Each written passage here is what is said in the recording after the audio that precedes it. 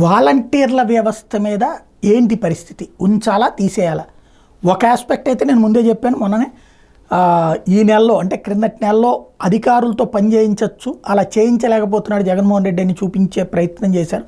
అందులో భాగంగా అందరూ ఒక్క రోజులోనే ఇవ్వాలంటే పొద్దునుండి రాత్రిలో పని అందరూ కలిసి పనిచేశారు అన్నటువంటిది. సరే, తీరా చూస్తే అక్కడ ఇంటింటికి వెళ్ళి ఇచ్చే విధానం కుదరలేదు, చాలా చోట్ల పిలిపిచ్చి ఇచ్చినటువంటిది అది వీడియోలు కూడా కనబడుతున్నటువంటి దృశ్యం కనబడుతుంది. బట్ ఒక్క రోజులో పూర్తి చేయడం అన్నటువంటిది 95%, రెండో రోజుకి 5% కూడా పూర్తి చేసినటువంటి పరిస్థితి.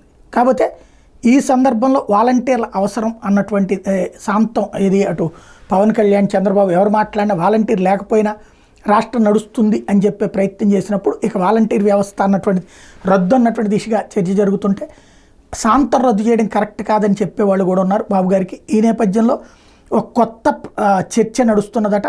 వాలంటీర్ల వ్యవస్థలో మార్పులు చేర్పులు చేసేందుకు ఆంధ్రప్రదేశ్ ప్రభుత్వం భావిస్తోందని, వ్యవస్థ పేరుని మార్చేటటువంటి యోచనలో ఉందని చెప్తున్నారు. గ్రామ వాలంటీర్ పేరుని గ్రామ సేవక్, వార్డు వాలంటీర్ని వార్డు సేవక్గా మార్చి ఎవరైతే రాజీనామా చెయ్యనటువంటి వాళ్ళని వరకు కొనసాగించేటటువంటి ప్రక్రియ పెడితే ఎట్లుంటుందన్న దాని మీద ఆలోచిస్తున్నారు.